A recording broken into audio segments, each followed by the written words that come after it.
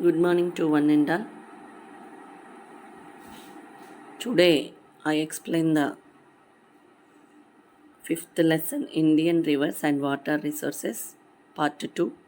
Already you listen the part 1 video. One time we have revised the what we are saying in the first lesson. Indian rivers and water రిసోర్సెస్లో భారతదేశ నదులు నీటి వనరులు దాంట్లో మనకి Indian drainage system అనేది 2 రకాలుగా విభజించబడింది. హిమాలయన్ రివర్స్, పెనిన్సులర్ రివర్స్ అని. హిమాలయన్ రివర్స్ కూడా మళ్ళీ 3 భాగాలుగా ఇండస్, గంగా అండ్ బ్రహ్మపుత్రగా ఏర్పడిందని నేర్చుకున్నాం. ఇక్కడ rivers originated from the same region. ఈ నదులన్నీ ఒకే చోట పుడతాయని చెప్పి కొన్ని కిలోమీటర్ల వ్యత్యాసంతో ఒకే చోట పుడతాయని చెప్పాం.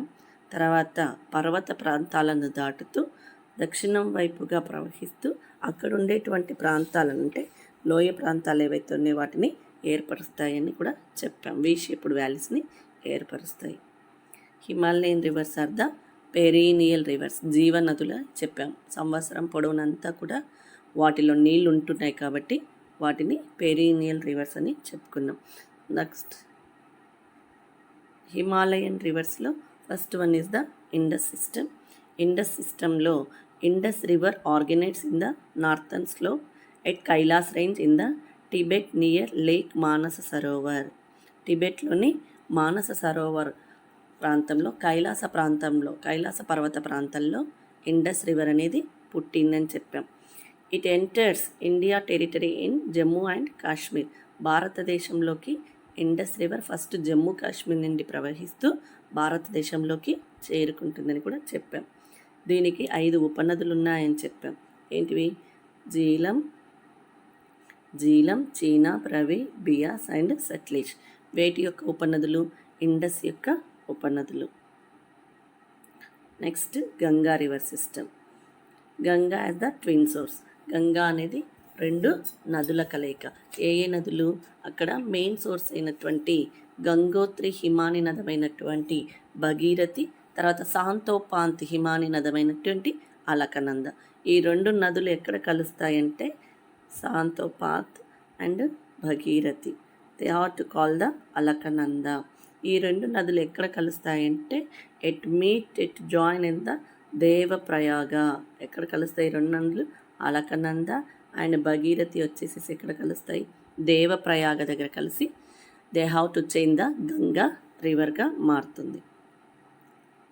గంగా రివర్ అక్కడ ఉన్నటువంటి హరిద్వారంలోని పర్వత ప్రాంతాలను వదిలి ఎక్కడికి ప్రవహిస్తుంది? పల్లపు ప్రాంతాలంటే మైదాన ప్రాంతాల్లోకి ప్రవహిస్తుంది. అలాగే గంగా నదికి కూడా చాలా ఉపనదులు ఉన్నాయని చెప్పాను. యమున, రామ్గంగా, చంబల్, గాండక్, తర్వాత నెక్స్ట్ గాండక్ అండ్ చంబల్, ఇలా చాలా ఉపనదులు ఉన్నాయని చెప్పాను. గంగా నదిలో అనేక ఉపనదులు వచ్చి చేరుతాయి. ఇక్కడ ఉన్నటువంటి రివర్స్, గంగా రివర్లో కొన్ని నదులు హిమాలయాల్లో పుడతాయి, కొన్ని నదులు ద్వీపకల్ప పీఠభూమిలో పుడతాయని చెప్పాం. నెక్స్ట్ వన్ చూడండి అన్న. Brahmaputra is known also శాంగ్పో.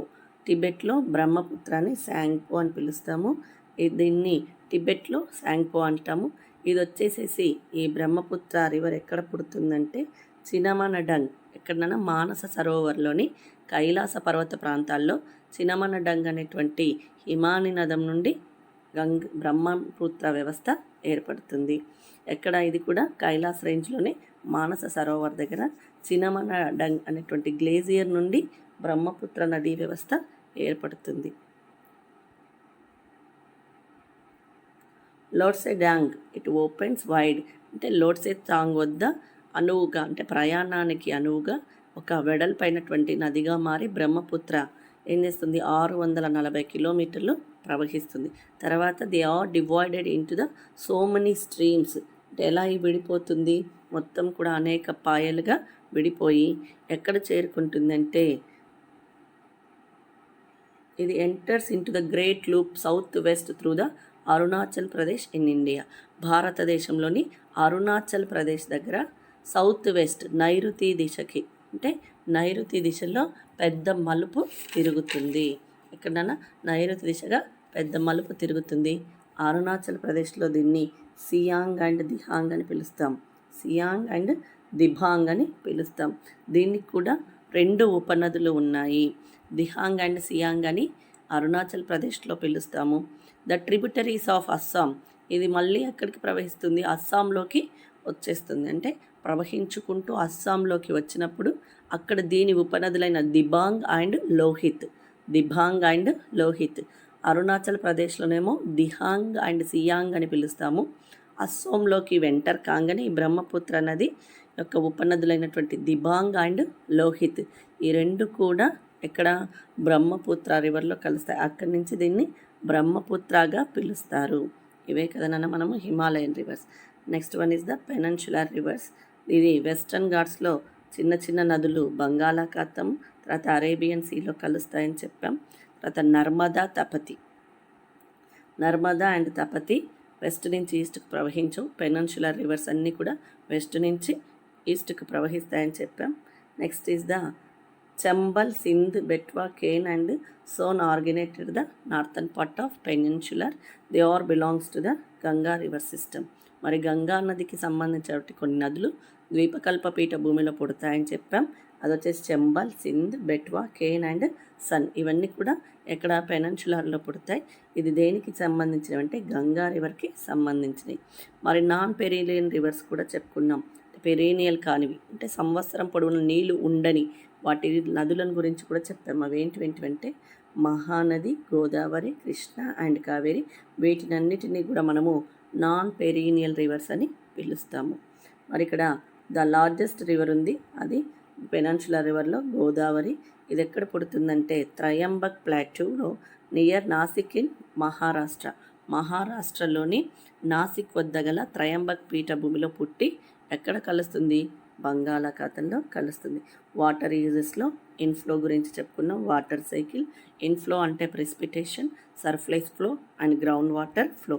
ఇక్కడ ఇది సర్ఫేస్ ఫ్లో ఎలా ప్రవహిస్తుంది, రివర్స్గా, స్ట్రీమ్స్గా, కెనాల్స్గా ప్రవహిస్తుంది.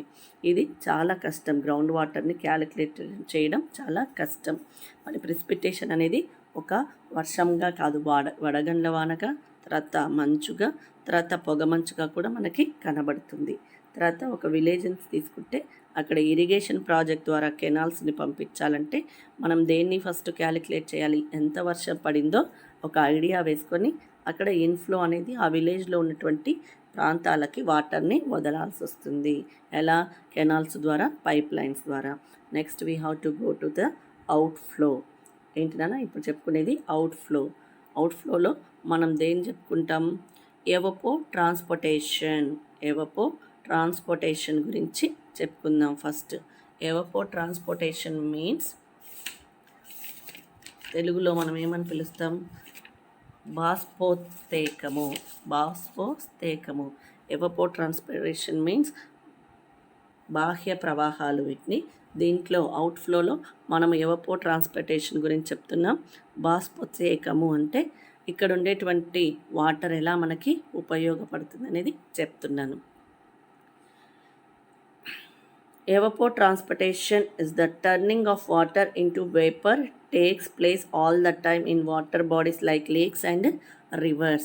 ఇక్కడ మనకి నీటి మడుగులు ఉంటాయి కదా అడుగున, అంటే they have to having to the water to evapotranspiration, turning of water vapor, take the places of in water bodies.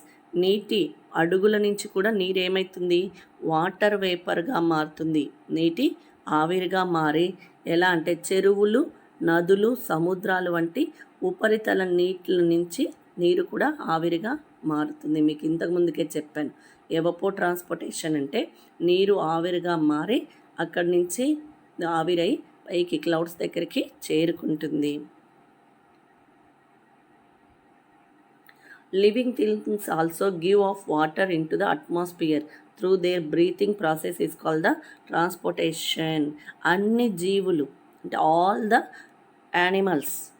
all the animals to give their breath into the vapor, అంటే మామూలుగా వాటి యొక్క శ్వాస ద్వారా, అన్ని జీవులు శ్వాస ప్రక్రియ ద్వారా గాలిలోకి నీటిని విడుదల చేస్తాయి. ఓన్లీ ఎవరు? జీవులు. ఎలా? బ్రీతింగ్ ప్రాసెస్ ద్వారా.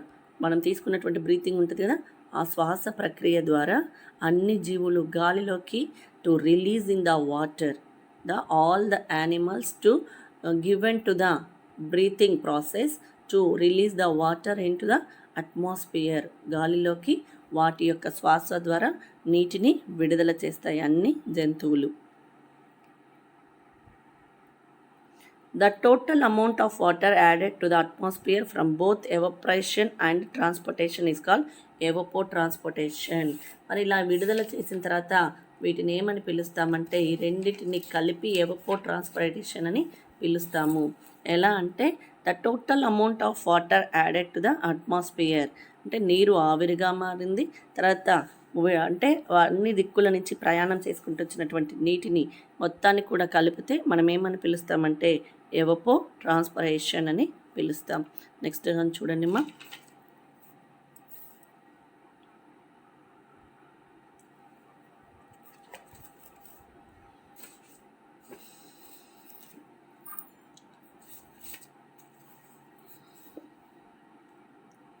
Next one is the water flowing out via surface flow and ground water.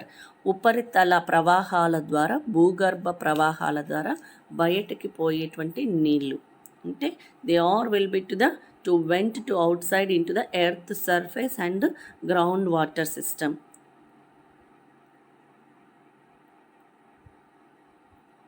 During monsoon months the flow of surface would increase. Monsoon సీజన్లో మనం ఊహించుకున్నట్లయితే the flow of surface would increase, అంటే మనకి వర్షం పడ్డప్పుడు అక్కడ భూమి మీద నీళ్ళు అనేవి ఏమైతే పెరుగుతూ ఉంటాయి, అంతే కదా నాన్న. వర్షం పడ్డప్పుడు ఏమైతే నీళ్ళు అనేవి ఇంక్రీజ్ అవుతాయి. నెక్స్ట్ వన్ చూడండి అమ్మా.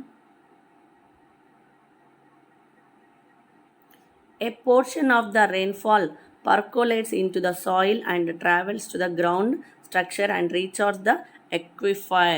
ఇక్కడ మనం చూసినట్లయితే ఇక్కడ మనకి పర్కోలేట్స్ ఏ పోర్షన్ ఆఫ్ రెయిన్ఫాల్, నీటిలో అంటే వర్షపు నీటిలో కొంత భాగం పర్కోలేట్స్ అంటే ఇంకిపోతుంది. ఎక్కడికి? సాయిల్లోకి ఇంకిపోయి to travel and the ground structure and recharge the aquifer, అక్కడ ఉండేటువంటి భూగర్భ జలాల్లోకి ప్రవహించి అక్కడ నీటిని కూడా ఏం చేస్తుంది? మంచి నీటిగా మారుస్తుంది. అంటే వర్షపు నీరు అనేది కాస్త ఇంకిపోతుంది, అంటే మొత్తం భూమి మీద ఉండకుండా, ఉపరితల ప్రవాహం మీద ఉండకుండా పర్కోలేట్స్ అంటే ఇంకిపోవడం. ఎక్కడికి? The water, rain water percolates in the soil, భూమిలోకి ఇంకిపోతుంది. గ్రౌండ్ స్ట్రక్చర్ ఆర్ రీచార్జ్, అప్పుడేమవుతుంది? భూమిలోకి ఇంకిపోయిన తర్వాత వాటర్ అంతా ఎక్కడికి వెళ్తుంది? గ్రౌండ్ లోపలికి వెళ్ళిపోయి రీచార్జ్ ద ఎక్విఫైర్, అక్కడ మంచి నీరుగా మారి వాటర్ అంటే గ్రౌండ్ వాటర్ని పెంచుతాయి. Some of the underground water becomes a part of the flow that eventually appear in streams and rivers. మరి ఇక్కడ ఉపరితల ప్రవాహం పెరిగిన తర్వాత భూమి లోపలి పొరల్లోకి ఇంకి భూగర్భ జలాలను కూడా పెంచుతాయి. దీంట్లో కొంత భాగమేమో స్ట్రీమ్స్ ప్రవాహాల్లాగా, తర్వాత కొంత భాగమేమో రివర్స్లోకి వెళ్ళిపోతాయి. Some of the under ground water becomes, తర్వాత దీంట్లో కొంత భాగం బావుల్లోకి, తర్వాత బోరు బావుల్లోకి ప్రవహించి మళ్ళీ వ్యవసాయానికి తిరిగి ఉపయోగించుకునేటట్టు ఉపయోగపడుతుంది. అంటే బోరు బావుల్లోకి చేరిన తర్వాత కూడా కొంత వాటర్, అంటే ఉపరితల ప్రవాహం మీద ఇంకొంచెం వాటర్ ఉంటుంది కదా, అది ఎక్కడికి చేరుతుందంటే బోరు బావుల్లోకి and means they are recharge the aquifers and to became available for these through the wells and bore wells. కొన్ని నీరు అంటే ఉపరితలం మీద ఉన్నటువంటి ఇంకొంచెం వర్షపు నీరు బావుల్లోకి, వెల్స్లోకి, బోర్ వెల్స్లోకి చేరుకుంటుంది. తర్వాత they are using in to the streams and rivers, కొన్నేమో ప్రవాహాల ద్వారా నదుల్లోకి చేరుతుంది. నెక్స్ట్ వన్ చూడండి అన్న, water for agriculture. Water reaches the root zone of crops they either through rainfall or some process of irrigation. మరి వాటర్ ఫర్ అగ్రికల్చర్ అంటే ఇక్కడ మనకి పంటల వేళ్ళు ఉండేటువంటి ప్రాంతాల్లోకి నీళ్లు వర్షపాతం ద్వారా కానీ, సాగునీటి ద్వారా కానీ చేరాలి. ఎందుకు? నేల తేమను నిల్వ చేసుకునేటువంటి సామర్థ్యం ఉంటుంది కాబట్టి. ఎన్నోసార్లు చెప్పాను మీకు, భూమిలో తేమ శాతం హ్యూమిడిటీ పర్సెంటేజ్ కావాలంటే మనకి భూమిలోకి వాటర్ అంతా కూడా ఇంకిపోవాలి. Water reaches the root zone. పంటలకి అంటే పంటల వేళ్ళ వరకు కూడా వాటర్ కావాలంటే అది ఎలా సాధ్యమవుతుందంటే వర్షపు నీటి ద్వారా కానీ సాగునీటి ద్వారా కానీ అది పంటల వేళ్ళ వరకు చేరుకుంటుంది. If there is excess water such as the flood and this is not able to percolate below, it would damage the roots. మరి ఈ నేలకి తేమను నిల్వ చేసుకునేటువంటి సామర్థ్యం ఉంటుంది. అంటే చాలా రోజుల వరకు మనం నీళ్లు పడతాం కదా, భూమిలో తడి ఆరకుండా అలాగే ఉంటుంది భూమి అంతా కూడా కొన్ని రోజుల వరకు. ఆ సామర్థ్యం the earth having to the humidity percentage is there in so many days. అంటే తేమ శాతం అనేది చాలా రోజులు ఉంటుంది. కానీ there is the excess water. వరద వంటి పరిస్థితుల్లో ఎక్కువ నీళ్ళుంటే అదేమవుతుంది లోపలికి, అంటే the excess water such has flood and this is not able to percolate below it would damage the roots. ఒకవేళ the drought prone and the famine will be to came at that situation the water will be not percolates in the soil. అంటే ఒకవేళ వరదలు వచ్చినప్పుడు భూమి నేల పొరల్లోకి నీరు ఇంకకపోతే అక్కడ వేళ్ళు ఏమైతాయంటే దెబ్బతింటాయి.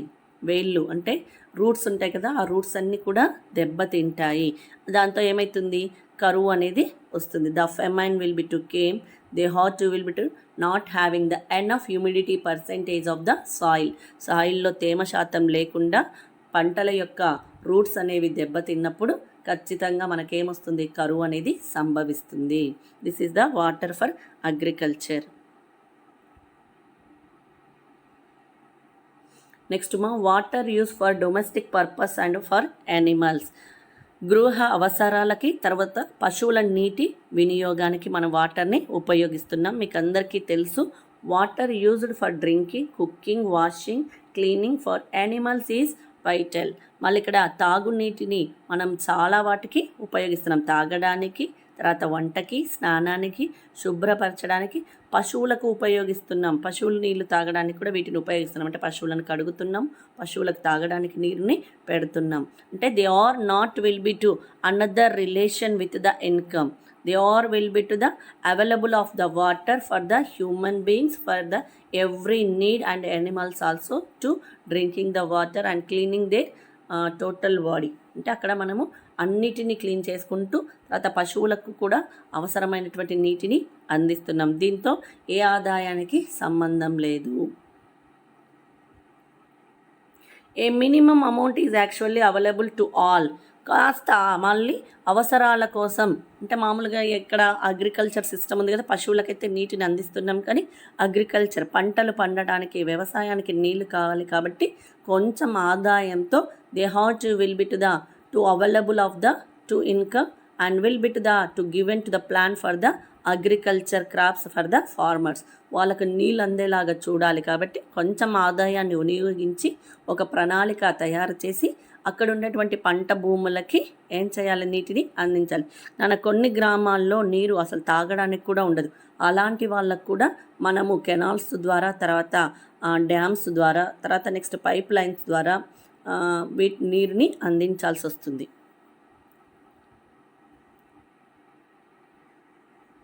Next water use in the Tungabhadra river basin.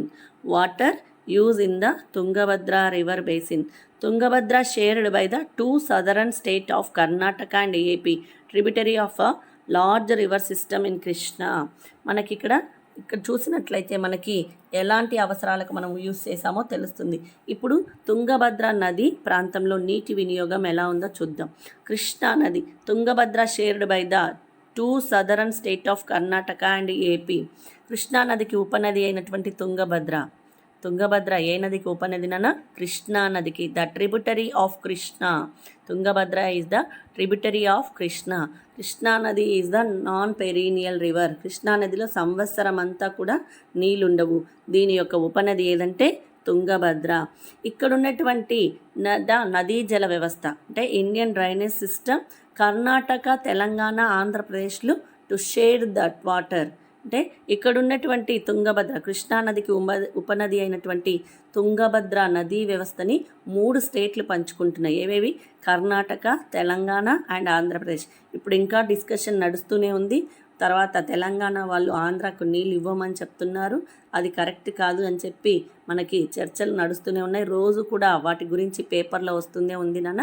మీరు ఒక్కసారి చదివినట్టుంటే ఆ వాటర్ని ఎన్ని క్యూసెక్కుల నీరు కావాలి అంటే ఓన్లీ తెలంగాణ పీపులే ఉపయోగించుకుంటారా లేకపోతే ఆంధ్రాకి ఏమి ఇవ్వరా అని చెప్పి దాని మీద మనకి డిస్కషన్స్ అనేవి నడుస్తూ ఉన్నాయి. అంటే కృష్ణానదికి ఉపనది అయినటువంటి తుంగభద్ర అంటే that is the tributary of the Krishna. The Tungabhadra is the river system will be to share the 3 states of Karnataka, Telangana and AP. ఈ 3 రాష్ట్రాలు వాటిని పంచుకుంటున్నాయి. ఎక్కడ? కృష్ణానదికి ఉపనది అయినటువంటి తుంగభద్ర నది జల వ్యవస్థని. Tungabhadra basin has 2 parts, the upper and middle catchment in Karnataka, the lower parts of catchment in AP. మరి ఇక్కడ ఈ 2 ప్రవాహాలుగా ఏర్పడ్డాయి. అంటే ఇక్కడ కర్ణాటకలోని దీన్ని మొత్తం కూడా మనము 2 పార్ట్స్గా విభజిస్తాం.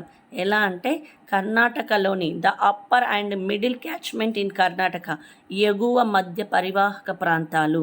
అంటే కర్ణాటకలోని మధ్య ఎగువ పరివాహక ప్రాంతాలు, తర్వాత ఆంధ్రప్రదేశ్లోని దిగువ పరివాహక ప్రాంతం అంటే లోయర్ పోర్షన్ ఏమో మనకి ఏపీలో అంటే దిగువ అంటే మనకి కింది భాగంలో ఉంది, కర్ణాటకలో ఏమో ఎగువ భాగంలో ఉంది ఈ ఫ్లోయింగ్ సిస్టమ్ అనేది. The hot will be to మొత్తం కూడా ఇది ఎక్కడ పుడుతుందంటే పశ్చిమ కనుమల్లో. Tungabhadra river basin as originated in to the Western Ghats. ఎక్కడ పుడుతుందన్న తుంగభద్ర నది పశ్చిమ కనుమల్లో పుడుతుంది. The hot the total amount of the Tungabhadra system. Tungabhadra యొక్క మొత్తం ఏంటి వైశాల్యం చూసినట్లయితే 71,417 ఎంతనన్నా 71,417 కిలోమీటర్స్ చదరపు కిలోమీటర్స్ మనకి కనబడుతుంది. మొత్తం పరివాహక ప్రాంతం మొత్తం నదీ జల వ్యవస్థని మనము టోటల్గా చూసినట్లయితే 71,417. It organises in Western Ghats and the catchment of area is the 71,417 kilometers and the 57,671 kilometers are in Karnataka. మొత్తం ఎంత పరివాహక ప్రాంతంగా తుంగభద్ర నది ఏర్పడిందంటే 71,417 చదరపు కిలోమీటర్లు ఉంది. దీంట్లో మొత్తం కూడా ఎంత కర్ణాటకలో ఉందంటే 57,671 కిలోమీటర్లు కర్ణాటకలో కనబడుతుంది. And other portion will be to the located in to the Andhra region and the Telangana region. మిగతా ప్లేస్ ఎక్కడ కనబడుతుందంటే మనకి ఆంధ్రాలో తర్వాత తెలంగాణలో కనబడుతుంది. నెక్స్ట్ వన్ చూడండి అమ్మా. Tungabhadra dam has gradually lost its water storage capacity over the decades. మరి ఇక్కడ మనకు చూసినట్లయితే మొత్తం కూడా అధికారిక గణనాల ప్రకారం చూసుకున్నట్లయితే the lower portion of catchment of AP, అధికారిక గణనాల ప్రకారం చూసుకున్నట్లయితే ఏపీలో ఉన్నటువంటి దిగువ పరివాహక ప్రాంతంలో తక్కువ వర్షము తర్వాత కరువు పరిస్థితులు ఎక్కువ కదా. ఆంధ్రప్రదేశ్లో చాలా తక్కువ వర్షపాతం పడుతుంది, కరువు కూడా చాలా ఎక్కువగా ఉంటుంది. కాబట్టి the hot the dam has gradually lost its water శాతం కెపాసిటీ ఏమవుతుంది తగ్గిపోతూ వస్తుంది, స్టోరేజ్ కెపాసిటీ తగ్గుకుంటూ వస్తుంది. ఇది కొన్ని దశాబ్దాల నుంచి నడుస్తుంది. నెక్స్ట్ చూడండి అమ్మా. The capacity of reservoir was 3,766 million cubic meters.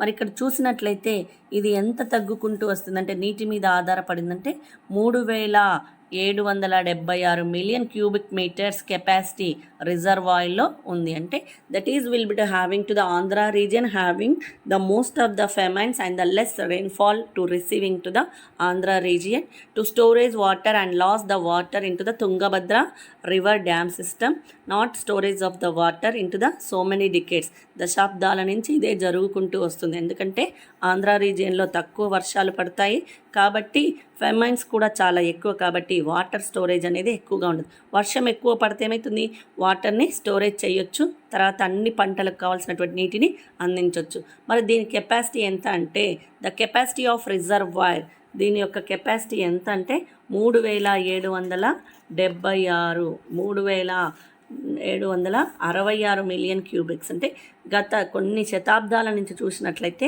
తుంగభద్రలో నీటి సామర్థ్యం అంతా కూడా తగ్గుకుంటూ వస్తుంది. ఎన్ని సంవత్సరాల నుంచి, 50 సంవత్సరాల క్రితం నుంచి రిజర్వాయర్ అంటే డ్యామ్ యొక్క కెపాసిటీ ఎంత అనేది మీకు చెప్పాను. 3766 మిలియన్ క్యూబిక్ మీటర్స్ మనకి చూస్తూ ఉన్నాం. అంటే నీటి సామర్థ్యం అనేది తగ్గుకుంటూ వస్తుంది. The reservoir lost its capacity by as much as 849 million cubic metres. ఎంతకు తగ్గింది అంటే 50 సంవత్సరాల క్రితం ఆనకట్ట సామర్థ్యం అంటే రిజర్వాయర్ సామర్థ్యం వచ్చేసేసి 3766 క్యూబిక్ మీటర్స్ అయితే ఎంత తగ్గుతుందంటే ప్రతి సంవత్సరం కూడా మొత్తం కరువు వచ్చేసేసి మేట వేసి పంట సామర్థ్యాలు తగ్గి అక్కడ there are will be to the capacity lost in reservoirs is the 849 million cubic metres. మొత్తం 3000 నుంచి 849 ఘనపు మీటర్లు అంటే క్యూబిక్ మీటర్స్కి పడిపోయింది. There are 27 functioning large units and 2543 small units in the river basin. ఇక్కడ మనకు చూసినట్లయితే ఇక్కడ చాలా వరకు మనకి ఎక్కువగా కనబడేది ఏంటంటే there are 27 functioning large units are there. మొత్తం పనిచేసేటువంటి లార్జ్ యూనిట్స్ మనకి ఎన్ని కనబడతాయంటే 27. మొత్తం ఎన్ని కనబడతాయి నాన్న? 27. ఎందుకు? రోజు రోజుకి కూడా కాలుష్యం పెరిగిపోతుంది. జీవన ప్రమాణాలు they are will be to having to the human population are the increasing and will be to the river system will be to the decreasing. రోజు రోజుకి కాలుష్యం పెరిగిపోయి నదీ వ్యవస్థ అంతా కూడా పాడైపోతుంది. కానీ మానవులు పాపులేషన్ మాత్రం పెంచుకుంటూ వెళ్ళిపోతున్నారు. ఇక్కడ నదీ పరివాహక ప్రాంతంలో 27 అంటే మొత్తం కూడా ఎన్ని పరిశ్రమలు ఉన్నాయంటే 27 లార్జ్ అంటే మొత్తం భారీ పరిశ్రమలు ఉన్నాయి. దాంట్లో 2543 చిన్న పారిశ్రామిక సంస్థలు కూడా అంటే the small industries are there in to the 2543 and the 27 large industries are there in to the river system of Tungabhadra. అంటే తుంగభద్ర రివర్ బేసిన్ గురించి చెప్తున్నాం కాబట్టి దీంట్లో మొత్తం కూడా 27 functioning large section of the industries and the small section of the industries also there. Small section of industries are the 2543 and 27 large industries are there. Conflict with is the communities in the or a region across the sector such as the use for agriculture industry for drinking water are common. దీంట్లో మరి చూసినట్లయితే 1984లో నదిలోకి వెళ్ళినటువంటి బెల్లపు మడ్డి వల్ల అంటే బెల్లం తయారు చేస్తాం కదా, అక్కడి నుంచి వచ్చినటువంటి మురికి నీరు ఉంటుంది కదా, అదంతా కూడా ఎక్కడికి పంపించారు? తుంగభద్ర నదిలోకి పంపించారు. దానివల్ల చాలా వరకు ద వాటర్ ఈజ్ పొల్యూటెడ్. ఎప్పుడు నాన్న? 1984లో. అంటే బెల్లం తయారు చేసిన తర్వాత మురికి నీరు అంతా ఉంటుంది కదా, దీనంతా కూడా ఎక్కడికి పంపించారు? తుంగభద్ర నదిలోకి విడుదల చేశారు ఆ వాటర్ని అంతా కూడా. అక్కడ దాంతో ఆ నది వ్యవస్థ అంతా కూడా ఎలా అయిపోయింది? కలుషితం అయిపోయింది. దీంట్లో అక్కడ ఎంతమంది ప్రజలు ఏమవుతారో చనిపోతారు కదా ఆ వాటర్ తాగిన తర్వాత. చేపలు తర్వాత చాలా వరకు చనిపోవడంతో the taken the people have the revolution. ప్రజలు ఆందోళనకు దిగారు. అంటే చేపలన్నీ కూడా చనిపోతున్నాయి. బెల్లం తయారు చేసినటువంటి మొత్తం మురికి నీరంతా కూడా మొత్తం నదిలకి వదులుతున్నారు. అక్కడ ఉన్నటువంటి జలచరాలు మొత్తం కూడా చనిపోతున్నాయని ప్రజలకి ఆందోళన చేశారు. అప్పటి నుంచి the industries having taking the aquifer of the water to releasing in the Tungabhadra river. అప్పటి నుంచి గవర్నమెంట్ అధికారులు బాగా శుద్ధి చేసినటువంటి పరిశుభ్రమైనటువంటి నీరుని నదీ జలాల్లోకి వదులుతున్నారు. ఇలా they have to not take in to the act. దీనికోసమని ఏమీ చట్టాలు చేయలేదు, కాకపోతే ప్రజలు ఆందోళన చేపట్టారు కాబట్టి అప్పటి నుంచి government official to take in to the action. They are to the purifying the water and releasing in to the to river system, అంటే వాటర్ని ప్యూరిఫై చేసిన తర్వాతనే నదీ జలాల్లోకి వెళ్తున్నారు. They are will be using the communities as the region across the sector. చాలా సెక్టార్స్కి మనం అక్కడి నుంచి వచ్చినటువంటి తుంగభద్ర నీటిని ఉపయోగించుకుంటున్నాం. దేనికి అగ్రికల్చర్కి, ఇండస్ట్రీకి, డ్రింకింగ్ వాటర్గా ఉపయోగించుకుంటున్నాం. అంటే not only that the agriculture, drinking also to take in the water of Tungabhadra river and for అగ్రికల్చర్కి ఉపయోగించుకుంటున్నాం ఈ వాటర్ని, ఇండస్ట్రీస్కి నడవడానికి ఉపయోగించుకుంటున్నాం, పరిశ్రమలు నడపడానికి, తర్వాత డ్రింకింగ్ కూడా మనము ఉపయోగించుకుంటాం. అంటే many purpose of the Tungabhadra river system is there. అంటే ఇక్కడ మనకి చూసినట్లయితే తుంగభద్ర నది అనేది కృష్ణానదికి ఉపనది. ఇది దక్షిణ రాష్ట్రాలైనటువంటి కర్ణాటక, తెలంగాణ, ఆంధ్రప్రదేశ్లు ఈ నీటిని పంచుకుంటున్నాయి. ఇది ఎక్కడ పుడుతుందంటే పశ్చిమ కనుమల్లో. It originates is the Western Ghats. అంతేకాకుండా దీని పరివాహక ప్రాంతం మొత్తం వైశాల్యం ఎంత ఉందంటే తుంగభద్ర రివర్ సిస్టమ్ది 71,417 చదరపు కిలోమీటర్లు. కర్ణాటకలో మాత్రమే ఎంత ఉందంటే 57,671 చదరపు కిలోమీటర్లు మన కర్ణాటకలోనే తుంగభద్ర కనబడుతుంది. మిగతా మొత్తం కూడా అంటే మిగిలిన మొత్తం భాగం ఎక్కడుందంటే ఆంధ్రాలో సగం ఉన్నాయి, తర్వాత తెలంగాణలో సగం ఉంది. తర్వాత ఇవి ఇక్కడ కర్ణాటకలో ఎగువ పరిశ్రమ అంటే మధ్య పరివాహక ప్రాంతాలు ఉన్నాయి. తెలంగాణ తర్వాత ఆంధ్రప్రదేశ్లో దిగువ పరివాహక ప్రాంతాలు ఉన్నాయి. దీంట్లో వ్యవసాయానికి అనువైనటువంటి భూమి ఎక్కువగా ఉంది. మిగిలినంతా కూడా బీడు భూమి. Not is the crops will be to well to cultivated in the to plateaus region లాగానే బీడు పడ్డటువంటి భూములు కూడా ఎక్కువగా మనకి కనబడుతున్నాయి. ఈ పరివాహక ప్రాంతాలు ఎక్కడ in AP region having to the to most of the famines and the less rainfall to receiving to the Andhra region. ఆంధ్రప్రదేశ్లో కరువు జిల్లాలు ఎక్కువగా ఉన్నాయి, తర్వాత వర్షపాతం కూడా చాలా తక్కువగా ఉంటుంది. కాబట్టి భూగర్భ జలాల మీద వీళ్ళంతా కూడా డిపెండ్ అయి ఉంటారు. AP people also to depending in to the ground water because they are will be to receiving the earth surface less water and the famine also to affected into the sometimes. And next will be to having to the ఇక్కడ భూగర్భ జలాల్లోకి ప్రవహించే నీటిపైనే వీళ్ళు ఆధారపడి ఉంటారు. అంతేకాకుండా they have to having to the reservoir system. Tungabhadra నదికి ఎక్కువ నీటిని నిల్వ చేసుకున్నటువంటి కెపాసిటీ ఉంది, కానీ దాని యొక్క సామర్థ్యం ఎంత అంటే 50 సంవత్సరాల క్రితం అంటే 50 decades they have to having to the reservoir capacity is the 3,766 cubic meters.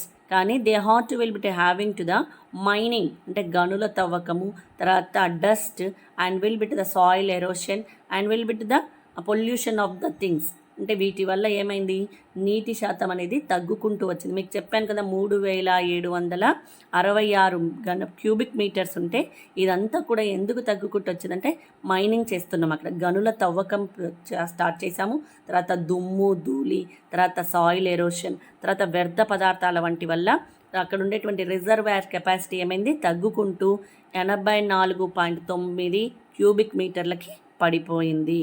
దీంట్లో ఎక్కువగా ఖనిజం, ఇనుప ఖనిజం, శాండూర్, మ్యాంగనీస్ ఇవన్నీ కూడా తవ్వుతూ నేల ఏమైంది ఎక్కువ కోతకు గురైంది. సాయిల్ ఎరోషన్ అనేది ఎక్కువగా జరిగింది.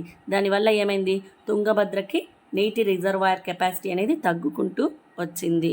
Next they have to having to the they are the people in to the 80% of the people to livelihood of the agriculture. అక్కడ జీవనోపాధిగా 80% పీపుల్ వ్యవసాయాన్ని నమ్ముకునే బతుకుతున్నారు. దీంట్లో ఎక్కువగా బోరు బావుల ద్వారా వీళ్ళు అక్కడ ఉండేటువంటి పంటల్ని పండించుకుంటున్నారు. ఎక్కువగా ఏం పండిస్తున్నారంటే వరి అంటే ప్యాడీ, తర్వాత maize and the sugar, cotton and the రాగి ఎక్కువగా పండించేటువంటి పంటలు. ఎందుకంటే 80% of the people in to their Tungabhadra river people also to depending in only the agriculture. They are cultivated their crops to depending on the ground water. భూగర్భ జలాల మీదనే ఆధారపడి ఆ నీటి నుంచి వెలికి తీసినటువంటి వాటర్తో వాళ్ళు పంటల్ని పండిస్తున్నారు. ముఖ్యంగా వాళ్ళు పండించేటువంటి పంటలు వరి, చెరుకు, జొన్న, పత్తి, రాగులు వంటి ప్రధాన పంటల్ని పండిస్తున్నారు. నెక్స్ట్ 2 దశాబ్దాలతో పోల్చుకుంటే ఇక్కడ we have to having to the large section of the two industries are there in the 27 functioning large section industries are there.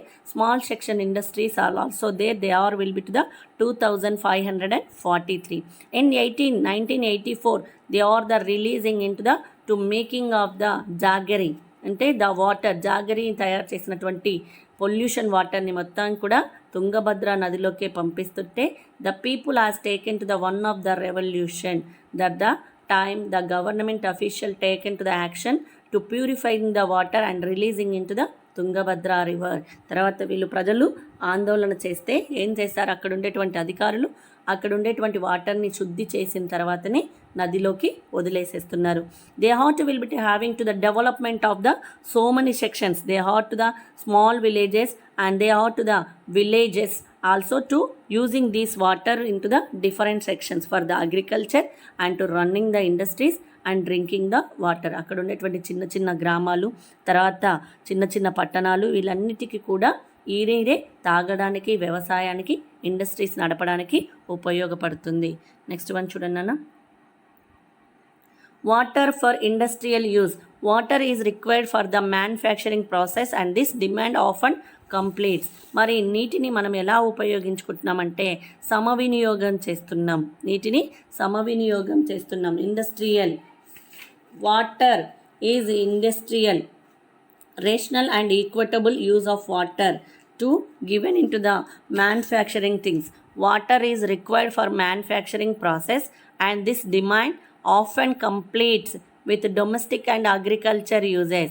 మనం అగ్రికల్చర్కి తర్వాత ఇండస్ట్రీస్ నడవడానికి మనం ఇక్కడ వాటర్ని ఎక్కువగా యూస్ చేస్తున్నాం.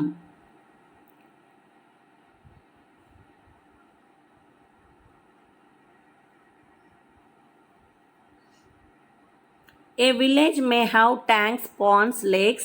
These are all surface storages. They have draw water from borewells, so they are depending on the groundwater. ఇక్కడ మనము నీటిని విలేజ్ని తీసుకున్నట్లయితే village to having the tanks, విలేజ్లలో నీటి ట్యాంకులు, తర్వాత కొలనులు, తర్వాత లేక్స్, ఇవన్నీ కూడా వాటర్ని స్టోరేజ్ చేసుకుంటూ ఉంటాయి. They have to draw water from borewells, ఇక్కడ వాళ్ళు బోర్వెల్స్ ద్వారా నీటిని ఎక్కువగా ఉపయోగించుకుంటూ భూగర్భ జలాల మీద ఆధారపడి ఉంటారు. నెక్స్ట్ వన్ మా rational and equitable use of water, అంటే నీటి హేతుబద్ధ సమవినియోగం. నీటి హేతుబద్ధ సమవినియోగం ఎలా జరిగిందో చూద్దాం. అంటే rational and equitable of use of water and example ఇక్కడ చూసినట్టయితే this could be for a river basin village.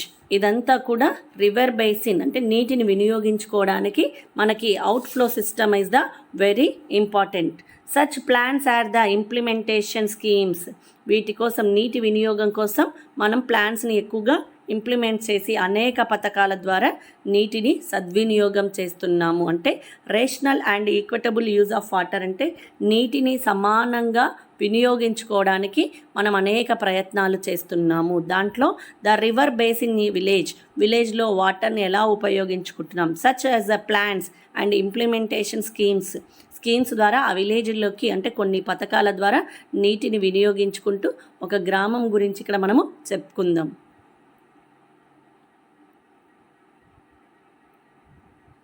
Taking the example of the Hiware Bazar village. Hiware Bazar village is an example. హివారే Bazar అనే village గురించి తీసుకుంటే మనకి ఆ నీటిని ఎలా వాళ్ళు సద్వినియోగం చేసుకున్నారో చూద్దాం. Hiware Bazar was selected as under the Adarsh Gram Yojana of Maharashtra government. Maharashtra గవర్నమెంట్లో హివారా బజార్ అనేది ఆదర్శ గ్రామ పథకం కిందికి ఎంపిక అయ్యింది. ఇది ఎక్కడుందంటే మహారాష్ట్ర ప్రభుత్వంలో ఉంది. ఈ పరివాహక ప్రాంతం ఎక్కడుందంటే మహారాష్ట్రలో ఉంది. ఎక్కడన్నా మహారాష్ట్రలో. ఇది దేనికి సెలెక్ట్ అయింది, గ్రామ యోజన అంటే ఆదర్శ గ్రామం పథకం కింద ఈ హివారే బజార్ అనేది సెలెక్ట్ అయింది. అంటే ఆ గ్రామం అనేది సెలెక్ట్ అయ్యింది. Hiware Bazar is located in Ahmednagar district at Maharashtra. Hiware Bazar గ్రామం ఎక్కడుంది, హమ్మద్ నగర్, మహారాష్ట్రలోని హమ్మద్ నగర్లో హివారే బజార్ అనేటువంటి గ్రామం ఉంది. అక్కడ ఉండేటువంటి మహారాష్ట్ర ప్రభుత్వం దీన్ని ఆదర్శ గ్రామం పథకం కింద ఎంపిక చేయబడింది. అంటే ఆదర్శ గ్రామం అని చెప్పి పిలుస్తుంది. ఎందుకు పిలుస్తుందో చూద్దాం. Ahmednagar district is the drought prone with an average annual rainfall about the 400 millimeters. Ahmednagar జిల్లా అనేది చాలా రోజుల క్రిందం చూసినట్లయితే 400 మిల్లీమీటర్లో వర్షపాతంతో కరువు జిల్లాగా ఫస్ట్ మనకి చూపించబడుతుంది. అంటే హివారే బజార్ అనేది అహ్మద్నగర్ డిస్టిక్లో హివారే బజార్ అనేది తక్కువ వర్షపాతంతో నెలకొల్పబడినటువంటి గ్రామం.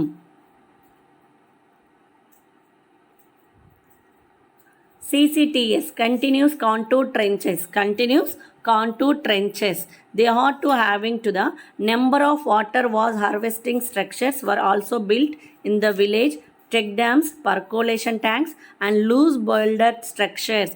ఇక్కడ కరువు ప్రాంతం కాబట్టి వీళ్ళు ఏం చేశారంటే చాలా వరకు they have to having to the harvesting structures కోసం వాటర్ని built in the village check dams. వీళ్ళు దానికోసం అని చెప్పి డ్యామ్స్ కట్టుకున్నారు. తర్వాత పర్కోలేషన్ పద్ధతిలో ఇంకుడు గుంతలు తవ్వారు, ట్యాంక్స్ని ఏర్పాటు చేసుకున్నారు. తర్వాత అన్నికి కావాల్సినటువంటి అంటే ఆ గ్రామానికి కావాల్సినటువంటి నీటిని అనేక పథకాల ద్వారా వీళ్ళు నిల్వ చేసుకుంటున్నారు. ఎందుకు 400 మిల్లీమీటర్స్తో ఫెమైన్ డిస్టిక్గా ఇది ఫస్ట్ మనకు చూపించబడుతుంది. తర్వాత ఆదర్శ గ్రామంగా వాళ్ళు ఎలా తీర్చిదిద్దుకున్నారో, నీటిని ఎలా వినియోగం చేసుకున్నారో చూపించారు. అంటే వాజ్ హార్వెస్టింగ్ స్ట్రక్చర్. మహారాష్ట్రలో ఇక్కడ మనకి భూముల్లో నీటి సంరక్షణ పనులు చేసి పెట్టినప్పుడు అక్కడ ఉండేటువంటి నేల కోతకు గురి కాకుండా ఇవి ఏం చేస్తాయి, అక్కడ ఉండేటువంటి చెక్ డ్యామ్లు, తర్వాత నెక్స్ట్ పర్కోలేషన్ ఇంకుడు గుంతలు, తర్వాత ఊట కుంటలు, ఇవన్నీ కూడా వాళ్ళు పర్కోలేషన్ పద్ధతిలో రెడీ చేసుకుంటూ వచ్చారు. అంటే చాలా వరకు నీటిని నిల్వ చేసేటువంటి కొన్ని పథకాలని వాళ్ళు ఉపయోగించారు. ఎవరు? హివారే బజార్ గ్రామం వాళ్ళు. అంటే అక్కడ నీరు సామర్థ్యం చాలా తక్కువ, కరువు జిల్లా కాబట్టి అక్కడ ఉన్నటువంటి నీటినే వాళ్ళు నిల్వ చేసుకుంటూ ఆ పథకాలను అమలు చేసుకుంటూ ఆదర్శ గ్రామంగా తీర్చిదిద్దుకున్నారు. 4 బండీస్ వర్ ఇంట్రడ్యూస్ ఇన్ ద విలేజెస్. అక్కడ వాళ్ళు 4 షరతులు పెట్టారు. మహారాష్ట్రలోని హివారే బజార్ వాళ్ళు 4 షరతులు ప్రజలకు పెట్టారు. అవేంటివేంటివంటే కురాడ్ బండి. ఫస్ట్ ఏంటన్నా కురాడ్ బండి అంటే బ్యాన్ ఆఫ్ ఫెల్లింగ్ ట్రీస్. చెట్లను ఎవ్వరూ కూడా నరకొద్దు, డీఫారెస్టేషన్ అస్సలు చేయొద్దు. అంటే మహారాష్ట్రంలోని ఒక గ్రామము ఆదర్శ గ్రామం కింద ఎంపిక అయిందంటే అక్కడ ఉండేటువంటి ప్రజలు ఎంత కష్టపడ్డారో మనకు తెలుస్తుంది. చెక్ డ్యామ్లను నిర్మించుకోవడం, పర్కోలేషన్ ఇంకుడు గింతలను తవ్వడం, ట్యాంకులలో నీటిని నిల్వ చేయడం, తర్వాత హార్వెస్టింగ్కి చాలా తక్కువ వాటర్ని అంటే తక్కువ నీటితో పండించేటువంటి పంటల్ని పండించడం, ఇలా చాలా రకాలుగా వాళ్ళు నీటిని నిల్వ చేసుకుంటూ వాళ్ళ యొక్క గ్రామాన్ని ఆదర్శ గ్రామంగా తీర్చిదిద్దారు. కాబట్టి అక్కడ 4 conditions they are applied to the Maharashtra district in Hiware Bazar. Maharashtra ప్రభుత్వంలోని హివారే బజార్ గ్రామం వాళ్ళు 4 కండిషన్స్ని అప్లై చేశారు అక్కడ ఉండేటువంటి ప్రజలకి. కురాడ్ బండి బ్యాన్ ఆఫ్ ఫెల్లింగ్ ట్రీస్, ఎవరు కూడా చెట్లను నరకొద్దు. They are the reforestation to grow the trees, అంటే ఎక్కువగా చెట్లను పెంచాలి కానీ చెట్లను ఎవ్వరు కూడా నరకొద్దు అని చెప్పారు. నెక్స్ట్ ఈజ్ ద చెరాయ్ బండి బ్యాన్ ఆఫ్ ఫ్రీ గ్రేజింగ్. పశువులకి కోతకి మామూలుగా పశువులు తినడానికి ఏముంటాయని గడ్డి ఉంటుంది కదా, ఆ గడ్డి కూడా ఎక్కువగా కోయకూడదు. అక్కడ ఎక్కువగా గడ్డిని కూడా కోయకూడదు. ఫలితంగా అక్కడ ఎక్కువ నీరుని అమలు చేసేటువంటి విధానం ఏర్పడుతుంది. Ban of free grazing. అక్కడ పచ్చగడ్డి చాలా పెరుగుతుంది కాబట్టి దాన్ని ఎలా పడితే అలా దేనికోసం పశువుల కోసం వినియోగించొద్దు. నెక్స్ట్ నాస్ బండి family planning is the compulsory implemented. ప్రతి ఇంటికి 2 పిల్లలు మాత్రమే ఉండాలి, అంతకంటే ఎక్కువ పిల్లల్ని కనొద్దని చెప్పి ఫ్యామిలీ ప్లానింగ్ కూడా వాళ్ళు ఏర్పాటు చేశారు. నెక్స్ట్ ఈజ్ ద నాసా బండి అంటే బ్యాన్ ఆఫ్ లిక్కర్ని కూడా వాళ్ళు ఏం చేశారంటే ఆ గ్రామాల్లో బంద్ చేశారంటే సారాయి, కళ్ళు ఇలాంటి వాటిని మొత్తాన్ని కూడా బ్యాన్ చేసేసారు. అంటే the 4 conditions to apply in to the Maharashtra government to the Hiware Bazar people, Hiware village people. అక్కడ వాళ్ళకి 4 కండిషన్స్ పెట్టారు. అంటే మహారాష్ట్రలోని చిన్న గ్రామమైనటువంటి వాళ్ళు అక్కడ 4 కండిషన్స్ పెట్టుకొని ఆ కండిషన్స్ని ఇంప్లిమెంట్ చేసుకుంటూ వారి యొక్క గ్రామాన్ని ఆదర్శ గ్రామంగా తీర్చిదిద్దారు. ఏమేం కండిషన్స్ అంటే కురాడ్ బండి అంటే చెట్లను పడగొట్టొద్దు, చెట్లను ఎక్కువగా నాటాలి. చెరాయి బండి ట్రీ అంటే ఫ్రీ గ్రేజింగ్ అనేది ఎవరు కూడా ఎట్లా అంటే అట్లా ఇష్టం వచ్చినట్టు పశువులని అక్కడికే తెచ్చి కావలసినంత మేతను మేపుకొని వెళ్ళిపోవాలి, కానీ ఇష్టం వచ్చినట్టు పచ్చగడ్డిని కోసి ఇండ్లకు తీసుకుపోకూడదు.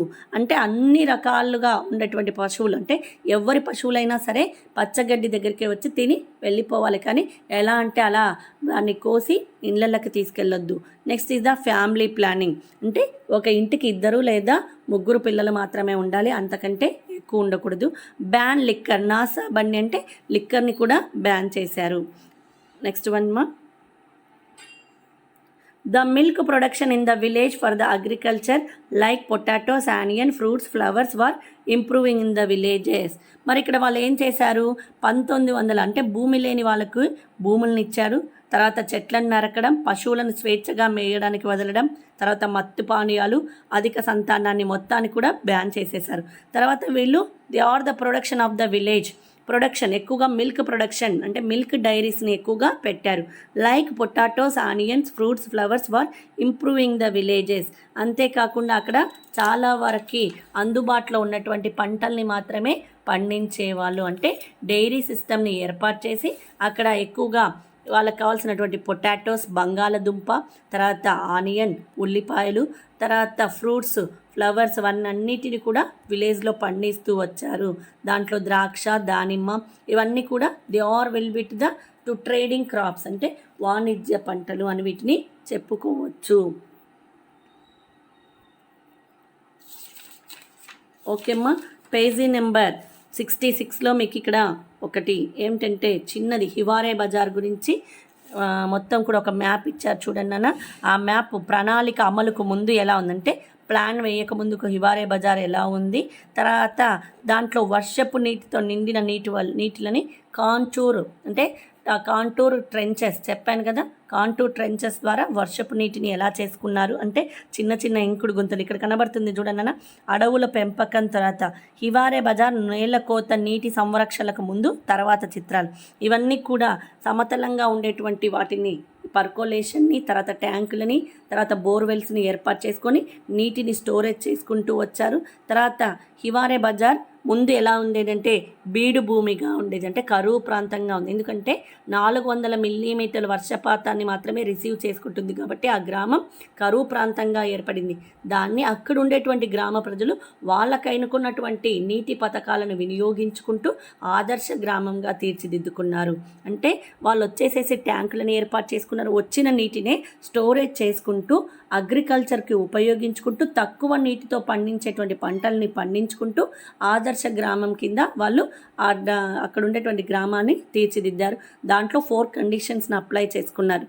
అంటే ట్రీస్ని ఎక్కువగా పెంచాలి, ఎవరు కూడా డిఫారెస్టేషన్ చేయొద్దు, పశువులని పచ్చగడ్డి కోసం అంటే ఎలా అంటే అలా ఫ్రీ గ్రేజింగ్ అనేది చేయొద్దు, ఫ్యామిలీ ప్లానింగ్ అనేది పాటించాలి, తర్వాత మత్తు పానీయాలని ఎవరు కూడా సేవించకూడదు. ఇలా 4 కండిషన్స్ పెట్టి అందరూ కూడా పనిలో పడేటట్టు మిల్క్ డైరీ సిస్టమ్ అంటే మామూలుగా పాల కేంద్రాలను ఏర్పాటు చేసుకున్నారు. ఎక్కువగా వాణిజ్య పంటలంటే ఎక్కువగా రేట్ వచ్చేటువంటి బంగాళదుంప, ఆనియన్స్, ద్రాక్ష, తర్వాత నెక్స్ట్ దానిమ్మ, తర్వాత పూలు ఇలాంటి వాణిజ్య పంటల్ని కూడా వాళ్ళు సాగుబడి చేసి అక్కడ ఉండేటువంటి వాళ్ళ గ్రామాన్ని ఆదర్శ గ్రామం కింద ఎంపిక చేసింది ఎవరు, మహారాష్ట్ర ప్రభుత్వం. మహారాష్ట్ర ప్రభుత్వంలోని అహ్మద్నగర్లోని చిన్న గ్రామం ఏది, హివారే బజార్. అంటే నీటిని వాళ్ళు ఎలా అనేక పథకాలు వచ్చినా కానీ వాళ్ళకు ఉన్నటువంటి నీటిని ఎలా వినియోగించుకున్నారో ఈ గ్రామాన్ని చూసి మిగతా గ్రామాలు కూడా అక్కడ ఉండేటువంటి నీటిని అలాగే వినియోగించుకుంటూ, అంటే ఒక గ్రామాన్ని చూసి ఇన్స్పైర్ అయ్యి ఇంకా అనేక రకాలైనటువంటి గ్రామాలు కూడా వీటిని చూసి అంటే ఈ గ్రామాన్ని చూసి మారిపోయి వాళ్ళు కూడా ఇదే పద్ధతిని కొనసాగించారు. థ్యాంక్ యూ మా, thank you very much. Next part 3 continue మా. ఇక్కడ పార్ట్ 3 కూడా కంటిన్యూ అవుతుంది, దాన్ని మళ్ళీ ఇంకొకసారి చెప్పుకుంటే మనకి లెసన్ అయిపోతుంది నాన్న. Thank you very much.